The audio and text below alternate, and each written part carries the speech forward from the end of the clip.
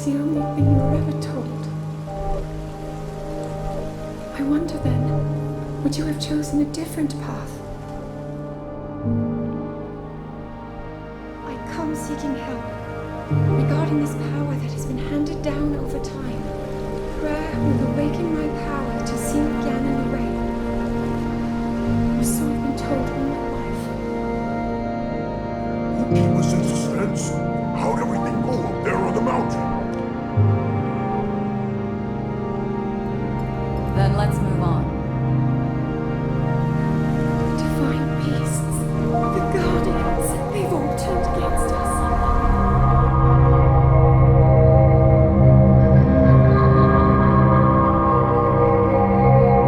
Open your eyes.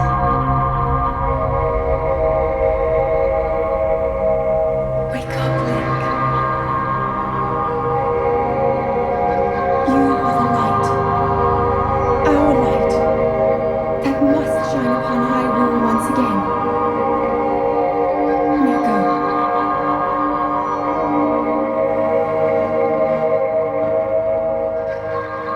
So I just finished Red Dead Redemption 2 a couple months ago.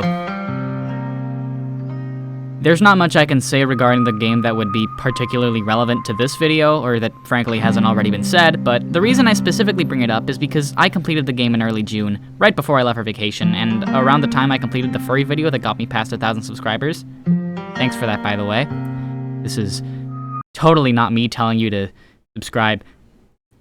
But one thing that I want to acknowledge regarding the game that I genuinely think is perhaps its strongest suit, more so than its heartbreaking story, than its intuitive gameplay, and more so than the online, which is thriving, is its atmosphere. I'm sorry to bring up Donkey again, it only took 2 videos, new record, but I consider it genuinely factual when he talks about how the reward in going from point A to point B in this game isn't in that particular point B, but in that dotted path to get there. My friend Squish in Brooklyn, the latter of which you might know as Fabrizi TV, when I played the game in probably a way that most people wouldn't, described my gameplay as either balls to the walls, insane and deranged behavior during combat, or ethereal. Not my words, specifically Brooklyn's in fact, and I recognize that I took this to heart.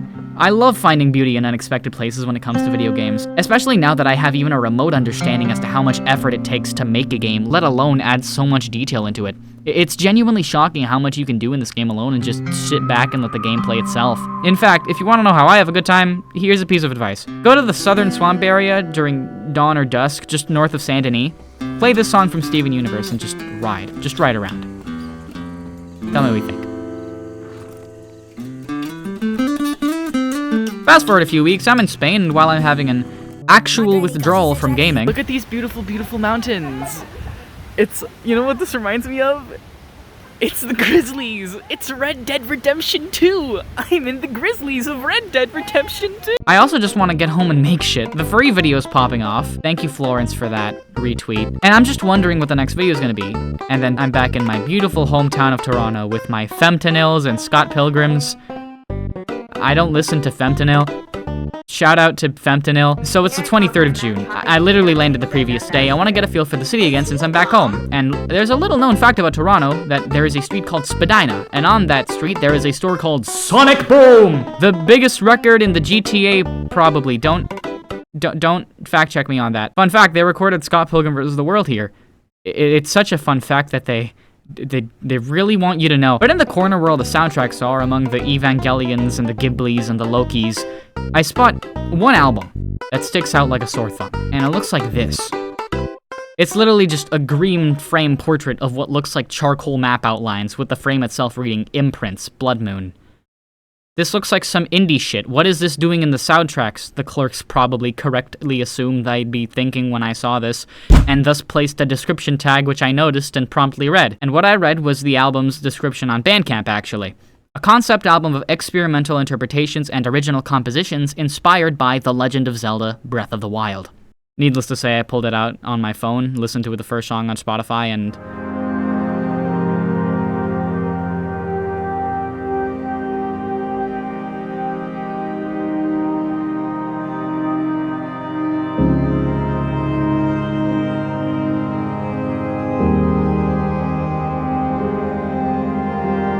it was an instant buy. I didn't have any money on my debit card, so I came back the next day and bought it then. 2 bus fares, by the way. The album itself just radiates this absolutely beautiful feeling of atmosphere and melancholy that I still believe encapsulates these quiet moments that Breath of the Wild has so damn well. And funnily enough, Red Dead 2.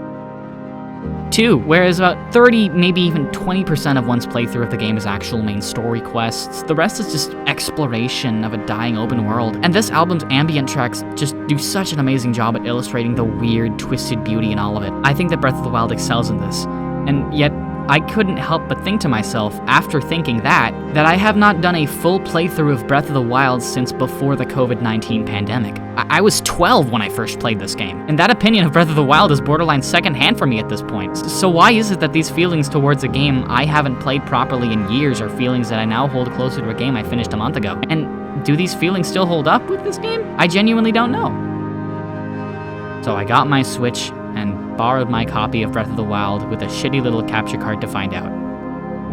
And then I bought my own copy because I need this game on my Switch. This video is several things. It's an album review for a collection of ambient pieces I found on a whim. It's a retrospective / review of Breath of the Wild as a video game in terms of story with respects to its atmosphere, and I guess it's an analysis on the same atmosphere and the influence it had on the album which it inspired. And if you'd let me, I'd like to gush about how this is probably one of the best Zelda albums I've ever heard. And it isn't even from a mainline Zelda game.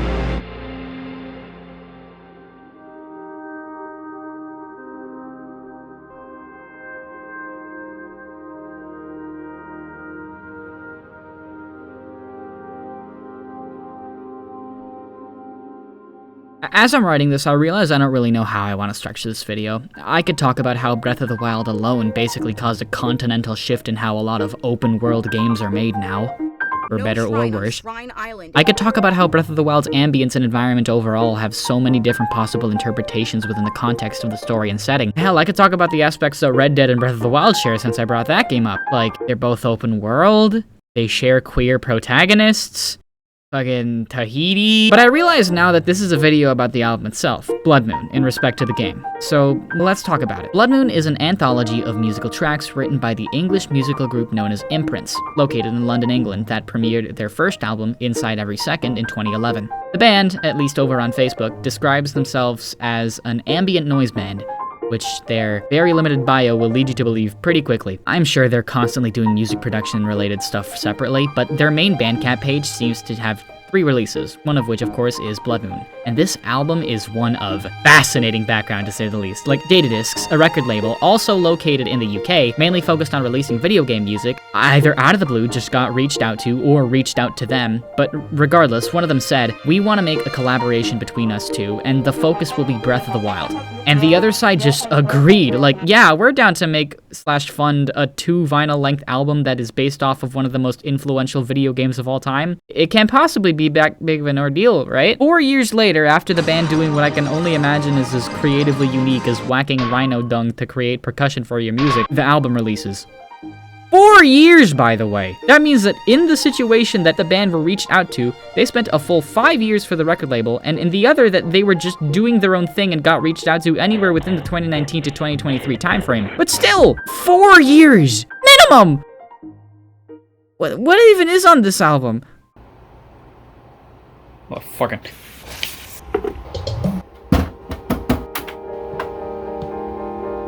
Well, that Facebook description sure doesn't lie.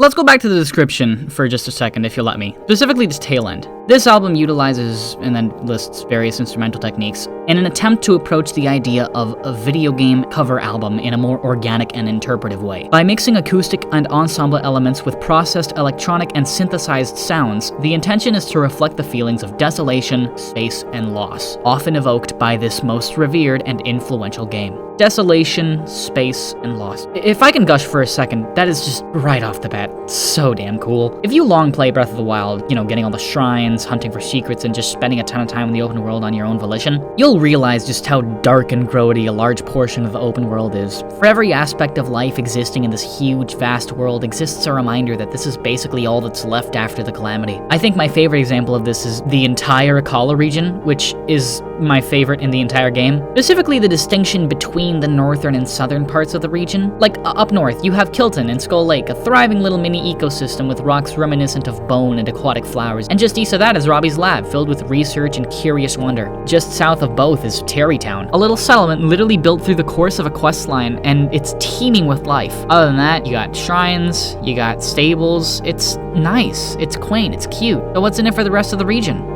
Nothing but death and desolation, basically. Northwest of Robbie's tech lab exists one of the 3 labyrinths in the game, now completely abandoned and filled with decaying and gloom-filled guardians, basically the embodiment of destruction and death from the unstoppable calamity. South of Skull Lake and of Terrytown are camps filled with monsters, as well as a Hynix and Lionel to fight, and perhaps the biggest sign of just complete and utter despair, the Akala region's Sheikah Tower, which is overrun by the influence of malice and monsters at the base, and completely surrounded by guardians, only some of whom are dead. The whole mood of this place, if you can even call it that, is made so much worse when you learn that this place was essentially the last hope against the calamity when it had finally struck, only for it to be completely cleansed of any life.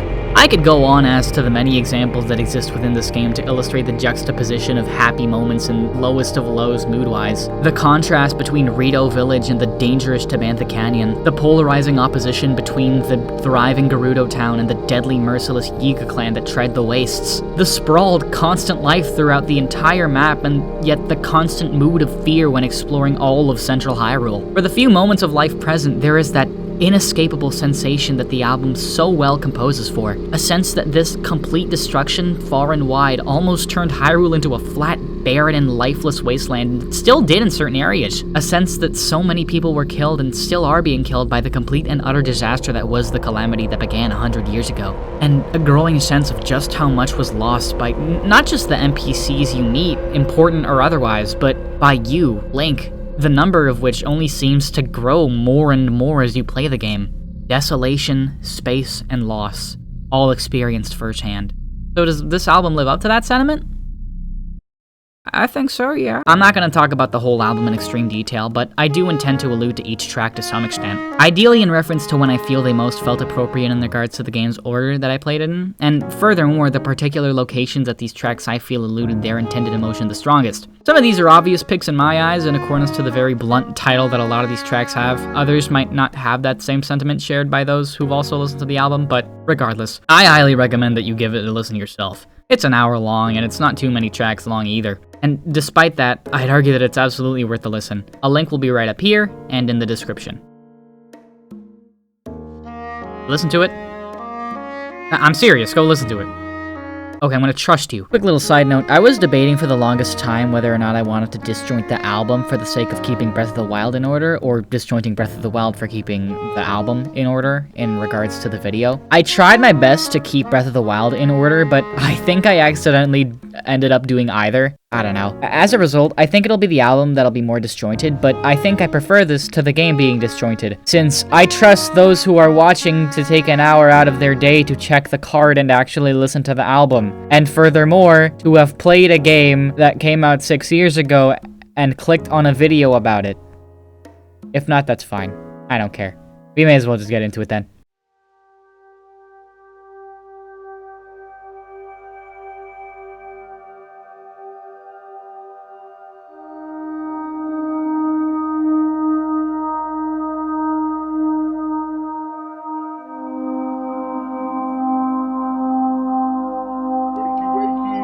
Wakey, it's time for school.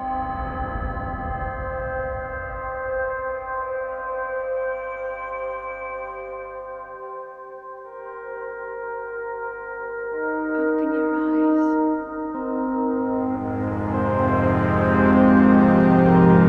Open your eyes.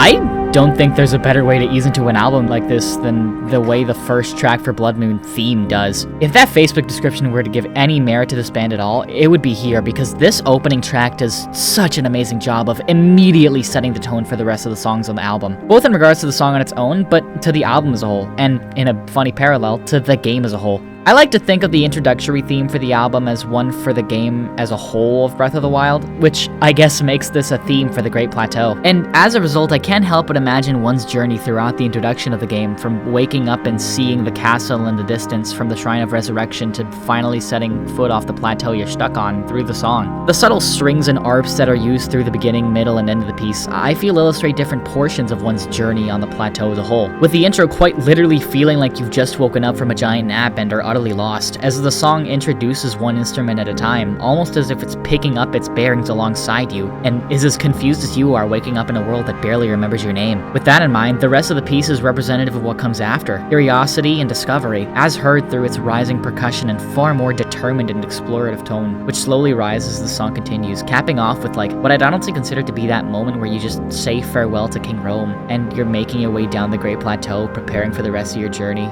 If you want one of the three feelings that this album conveys, I think it nails that sense of desolation and space as a whole, solely because of how disjointed you really feel exploring such a small area. The Great Plateau is a hurdle, game design-wise, one that essentially blocks you off from the rest of the world, and this song does an amazing job at both the realization of that lone fact, the struggle to overcome this huge hurdle, and its solemn yet triumphant success. And this is the first song on the album.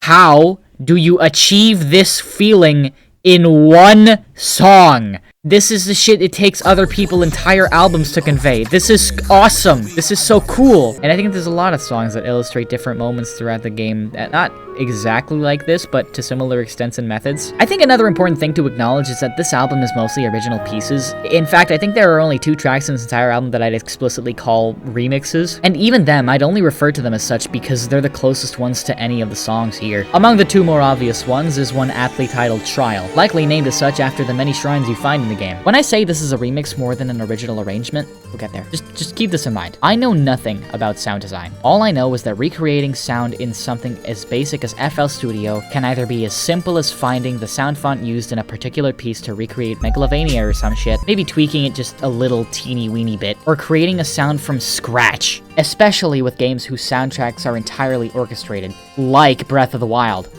So in my head, I think to myself, fuck the mood of the song, how do you even come close to recreating a sound like that other than by recording it in the exact same manner? I don't know.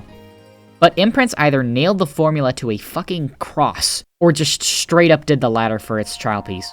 Before I talk about it, I just feel the need to get one thing off my chest. I feel like the trial piece that I'm going to talk about in a second, and Temple, the piece before this, the second one on the album, go really well hand in hand as transitional pieces, because I feel like the tail end of Temple and the entirety of Trial is so incredibly reminiscent of the mood of a shrine as a whole, and... Okay, I'm just trying to segue into this one thing I noticed. The distorted and almost eerie intro to Temple, it really reminds me of the way that a lot of Ben Drowned videos later down the line introduce their plot points in their recap style.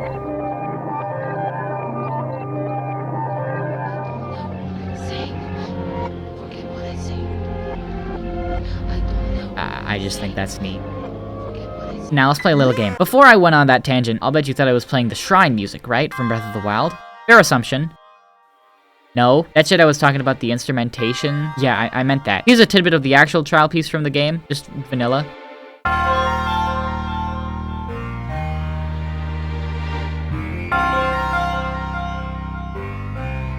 And here's the song on the album.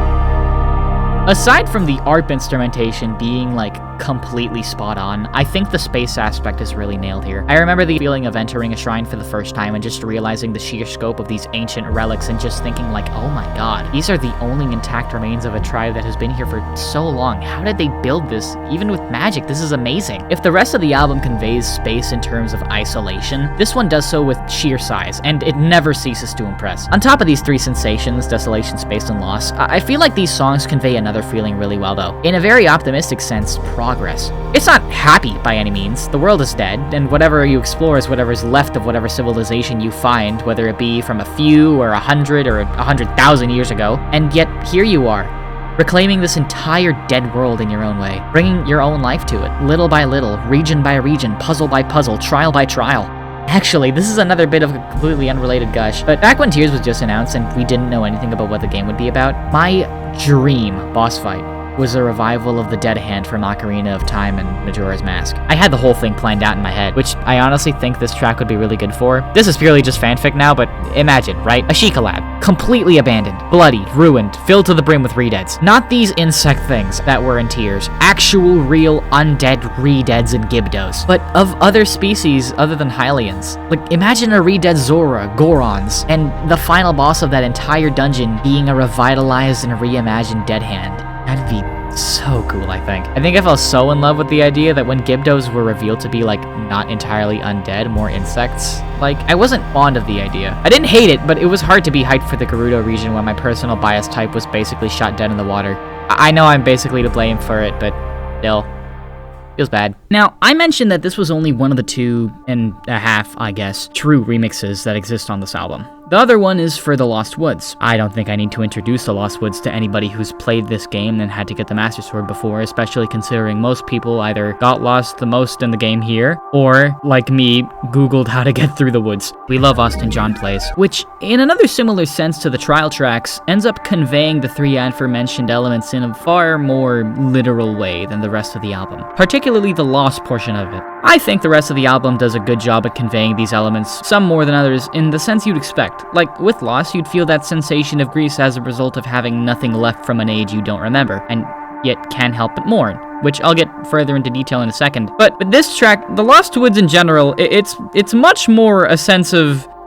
Who the fuck am I? This one, though, while still being a remix of the original piece, is much more of an interpretation than the trial piece, solely because the only real distinctive similarity that these songs share is the piano that almost kind of replaces the percussion in the piece, if that makes sense.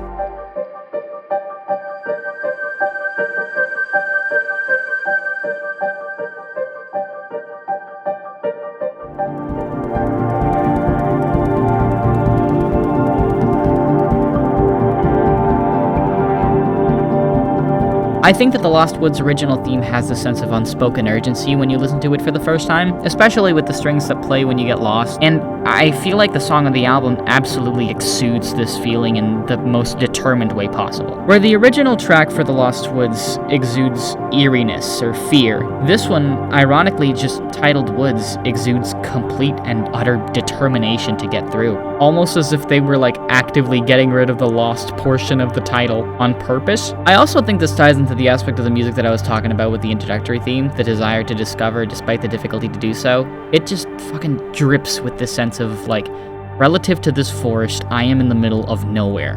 But there is a way out. I will find it. I will bear its fruit. And I will use those fruits to save this entire goddamn kingdom if it's the end of me. And my absolute favorite part about these tracks, all of them, is that they conclude with this just beautiful little melancholic closure, which, depending on the context, can either feel like victory, like moving forward, or just one of the 3 elements that the album expresses that I was talking about earlier. And it's so goddamn neat. I'm just realizing I accidentally disjointed the game by talking about the Lost Woods in this part, but I only did so for the sake of getting the true remixes out of the way. So what now? Does that mean the rest of the songs are basically original pieces? I'm pretty sure. How do they fare? Let's look at the nighttime aspect of this entire game. Aside from the main mechanic that exists for the sake of not extincting the dark forces that be, the nighttime in this game exists in such a peculiar state of being when it comes to its atmosphere in my eyes. And it being so broad honestly makes it so hard to pinpoint how to feel about it for me. The best way I feel like I could even begin to describe it is by discussing the piece on Blood Moon, just titled Moon. This is, as I previously mentioned, something that the album does a lot, by the way. All the song titles are just one word, usually derived from the game somehow, and I feel as though making it more broader in title not only identifies it in regards to the particular mechanic, location, or otherwise that it tries to isolate and discuss, but also just completely and masterfully encapsulates the mood of the generalized aspect that the now non-specific area type gives off. It did so with The Woods, and it does so again with this piece. Even just outside of Blood Moon, the night in this game, very well represented by this song, just oozes with the sense of moving forward in a quiet world, making a listener feel so damn small in comparison to a world that they're exploring in the dark, regardless of the location that they're in or what they're trying to achieve. I feel like it's really similar to the effect that the horse riding theme has in the original game, with the piano's constant trills just evoking a deep-cutting guttural feeling of the sheer space you're exploring, almost alongside that sense of desolation, since as far as you know, the entire world has fallen asleep. In the most literal sense possible, you're alone tone here. With the ending of the song, I can't help but feel like this was meant to be an interpretation of one's first blood moon though, culminating in the exact moment the in-game clock reaches midnight. You have that moment of calm as you explore all the emotions I've been talking about. Then with the first drop, you notice that the sky's moon has something severely wrong with it. And with the ending ARPs, the ominousness of the situation fully sets in, as the world around you starts teeming with malice and gloom. And as the sky shifts to that infamous red hue, the clouds start moving in reverse, signifying the reenactment of a constant cycle of life and death, but only for those that seek complete and utter destruction of those you care about. The album overall does an amazing job at isolating broad experiences in the tracks, as previously mentioned, and it's probably my favorite thing about it. But there are some tracks that I feel like do the exact opposite, almost like a sort of track for a particular moment in this game.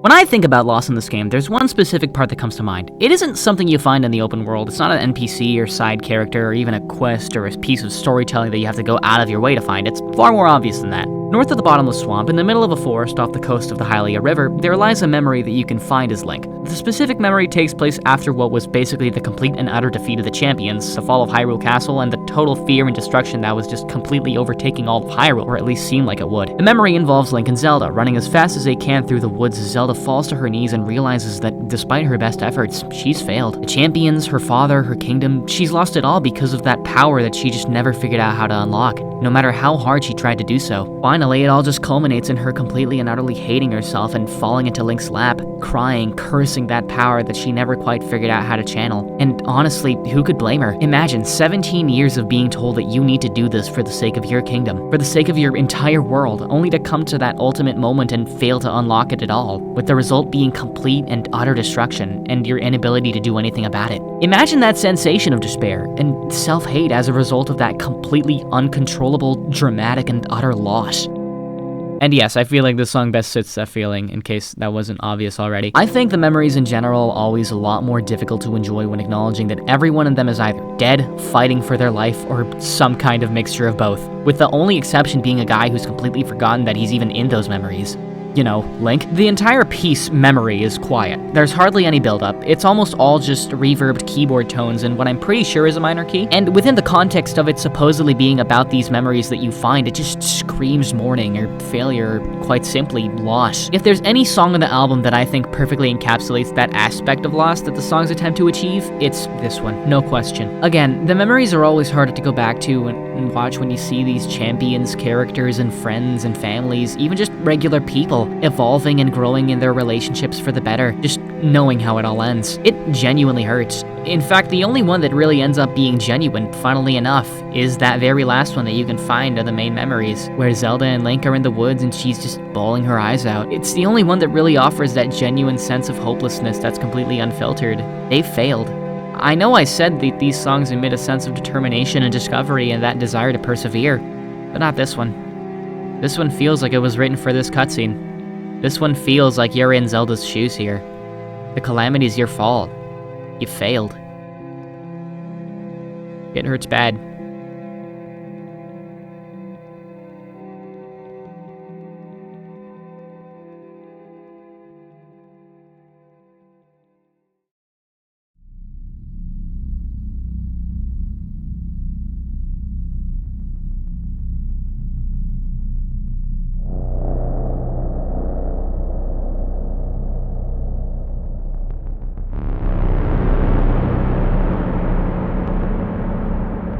The last of these tracks based off of a specific area is one simply titled Castle, which is foreboding tone is, while not a remix once again, probably the best encapsulating of its specific location and its overall vibe. This is probably the most direct track on this entire album, because even though there are many woods in all of Hyrule, shrines and divine beasts that the trial track could apply to, hell, even the memories are all over the map, but there's only one Hyrule Castle. The original Hyrule Castle track from the vanilla game already emits this sense of determined optimism when you enter the castle, expressing that the situation is dire, but despite it all, you can still do it. But while this track also emits this determination, it's far more grounded in its approach. One listening to this particular track doesn't feel moved solemnly by the mood this particular track emits, or even by the area if you do so much as traverse it with no music. This track emits loss not as an emotional piece, but as a motivator. You are not taking your time here. You are pissed off. The entire time you're swinging your sword through armadas of bokoblins, Lizalfos, even Lionels, you're not just doing it because you can do it, because while that is the case, you're the sole person who can do it. You have to. This track is not fucking around with the situation you're in, and I mean, how could it be? This has been the centerpiece of the entire game you're playing. This was always the end game, and this track fucking knows. This band fucking knows. It's not messing around. This is probably the most diverting track here with how on the nose the track is, despite how broad the rest of the album is, but I honestly think that's its greatest strength, or at least using its one weakness in stride, if that makes sense, because there is only one castle in this entire game, and it's the Hyrule Castle. There isn't much else one can do, so it really feels the most like the band here just went, fuck it, forget compromise, we are going to make whoever's listening to this feel like the goddamn lo-fi Doomslayer. And it's really good. This track also does the thing where it feels as though your exploration of the castle evolves alongside the song, which I know I mentioned during the plateau piece, and I just think it's really cool to see that they did that at the beginning and the end of the game. Not much else to say about this one. I just think that's cool. Before I talk about what's probably my favorite track on this album, I want to talk about the very last one, mainly because this is the only one I don't really know how to interpret, or at least I didn't before I started writing. Otherwise, I obviously wouldn't have anything to say about it.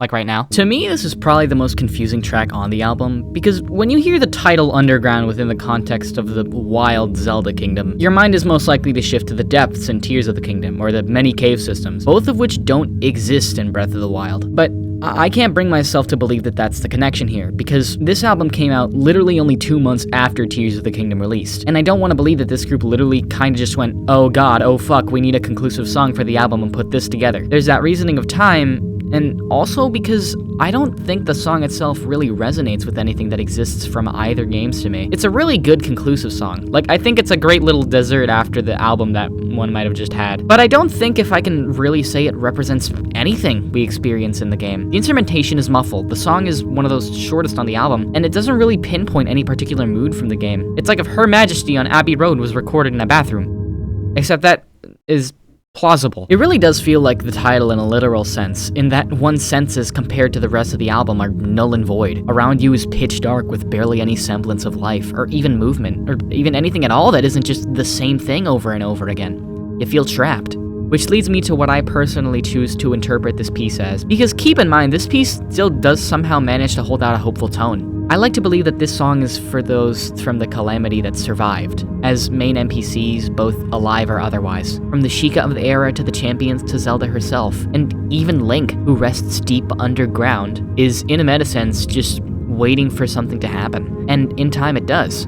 You do. That in turn, I believe, adds a new possibility that this entire album is kind of experienced with a new sense that this is Hyrule without Link within those 100 years, which honestly, I don't think would be a crazy assumption. I mean, again, the album's themes are desolation, space, and loss, and imagine how abundant those feelings would be in a newly doomed Hyrule, without a newly resurrected champion, without the beasts to protect the lands, and without its own princess. It would be devastating. And the moment that something would happen, whether it be the princess finally overcoming the calamity, the champion's freedom, or the awakening of a legendary knight, hope can finally prevail again. This song, Underground, is of that moment. Finally, an assuring sign that change is coming. An assuring sign for Hyrule that it's gonna be okay, and that no matter how hard it seems, this world can make it.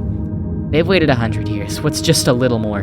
Which brings me to the last song I want to talk about on the album. My favorite, and somehow probably the one I have the least to say about that isn't just talking about the game and my experience with it. So,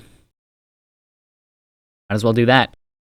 I mentioned earlier that the songs on this album tend to turn specific focuses of the game into far more generalized ideas, a couple times now, like with the Woods and Trial tracks, and this is probably the biggest contender of that, considering this 7-minute track is simply just called Overworld. If you ask me, I think this is like the quote-unquote title track of the entire album, in a far less literal sense, mind you, more specifically because there was a point where I realized that the album art was reminiscent of the way that landforms in the game are illustrated in the game's built-in map, like to a T, and funnily enough, I don't think that the overworld of this game could be encapsulated in any better way than it has been with this song. Breath of the Wild certainly doesn't specialize in atmosphere, at least in my opinion. It specializes in story, it specializes in combat, it specializes in having these two as portions of a game that interact with one another. But I think that to make an atmosphere engaging is to actively assist in both of those goals. And Breath of the Wild's atmosphere of a dying world barely clinging on to any sense of life, with old aspects of a previous world barely hanging on, and elements previously thought long gone newly emerging as the world as you know it grows from your perspective, is genuinely amazing. And despite that, there's still the aspect that you explore only to find everything that the album tries its best to achieve: desolation, space, and loss. The title track thing I said earlier is only in part as reference to the map thing, and also because there's no track on the album actually titled Blood Moon. The closest thing on the album is the track Moon, but I'd say that this one is honestly closer because I feel like it nails every aspect that Breath of the Wild and that the album overall tries to achieve, as well as that sense of discovery that I talked about earlier. I can't really say I remember the first time I played Breath of the Wild, I don't. All I remember is that I beat it in 5 days with guides to help me because I was a dumb little kid who didn't know how video games worked.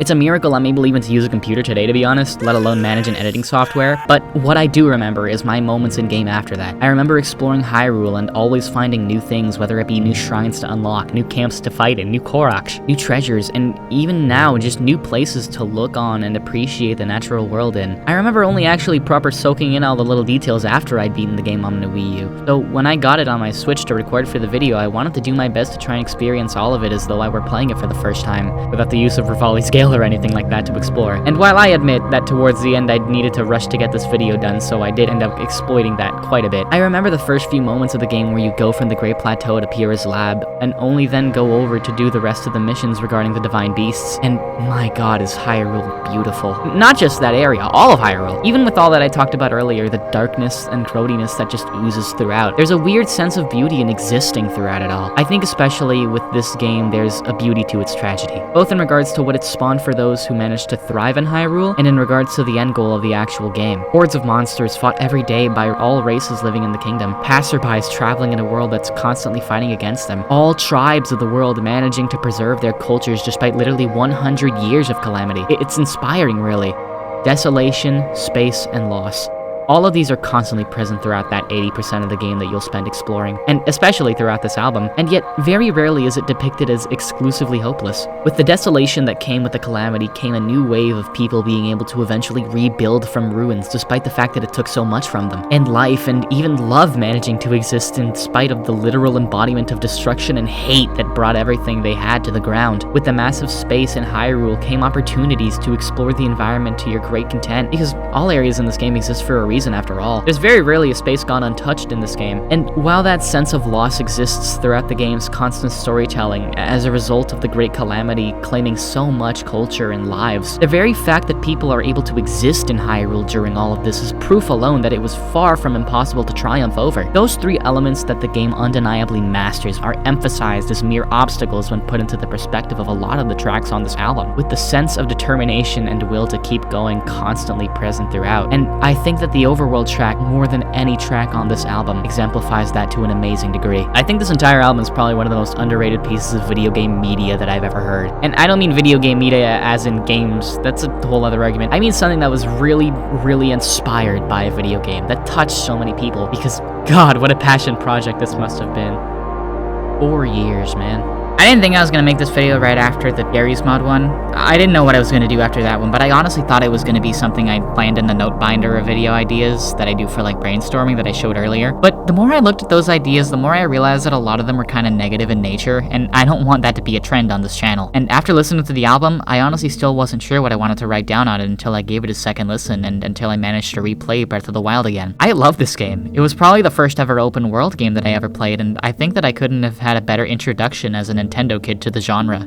And as someone who would listen to Game Chop's Zelda and chill sessions religiously whenever I did my homework in high school, I think this is perhaps one of the most, if not accurate, most spiritually succeeding soundtracks inspired, hell, even related to Breath of the Wild, and honestly, Zelda as a whole. Because Breath of the Wild alone isn't exclusive to the idea of doomed worlds. Going as far back as Ocarina of Time, you need to save Hyrule once again, from a Ganon that has already succeeded in taking over the kingdom. And honestly, stories following iterations of the Gerudo King or the Demon King that have already won aren't that uncommon in Zelda. And despite that, all Zelda games inspire and urge you to keep going in that world overtaken by darkness. And I think it's so goddamn cool that an album made by a band I haven't even heard of until like a month ago channeled that sentiment so goddamn well. In case you can't tell, I have been having trouble concluding this one. This entire video to me is just kind of a shot in the dark in regards to what I'm trying to say. I think if there were any takeaway, it's that this album, as well as the game itself, use such goddamn unique methods of encapsulating elements of atmosphere and story that go hand in hand. Obviously, Breath of the Wild, accidentally or otherwise, has an atmosphere that I don't think has been matched in any game that I've played. And not only do I think that the album does a really good job conceptually at trying its hand at analyzing those particular aspects of a game's atmosphere, I think that in practice, it still manages to highlight new ones. In a weird way, it makes me want to see others express their love for games in a similar fashion. I mean, this is so goddamn experimental with the instrumentation, the presentation, the interpretation of pieces. It's a genuine mindfuck to listen to in the best way possible. Not only does it serve as a unique interpretation of a world you explore in what is like one of the most unique and well thought out and honestly most important open world games, but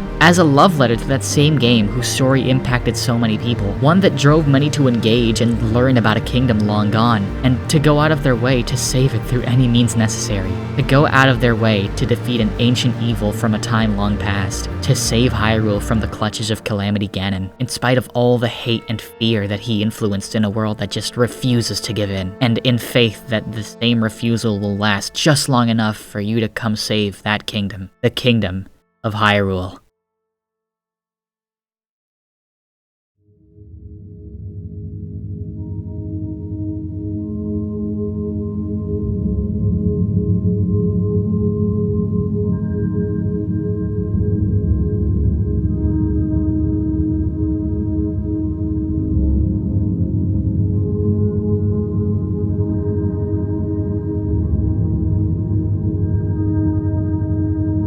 Hi everybody. Oh my god, Whoa, that one took a lot out of me. I spent the past 20 or so days doing nothing but working on this video, and now I'm excited to be able to use my blanket as something other than, you know, a makeshift recording studio made out of sticks and stones. Thank you all so much for watching. Thank you to Nintendo and Eiji Aonuma for directing an amazing game. Thank you to the Imprints for making an album that, like, was so goddamn cool. Thanks to everybody that was able to talk to me about this game throughout my life and know that your experiences and discussions were never forgotten. I love this game. I really do, and I love the album that was inspired by it. My main goal was just to get this done before the school year started, and I'm glad that I was able to do so because now I can go nap, or try to at least, over the weekend without for the days that I'm not going to have classes. I think this is the longest one I'm going to do for a bit. Not the only one I'm going to do for a bit. I very much still want to upload, but it'll be smaller scale stuff. 40 minutes, man. Holy shit. Give me some time. But yeah, if you liked what you saw, like, comment, and subscribe. And yeah, peace on earth, y'all. I'll let the credits roll. Bye-bye.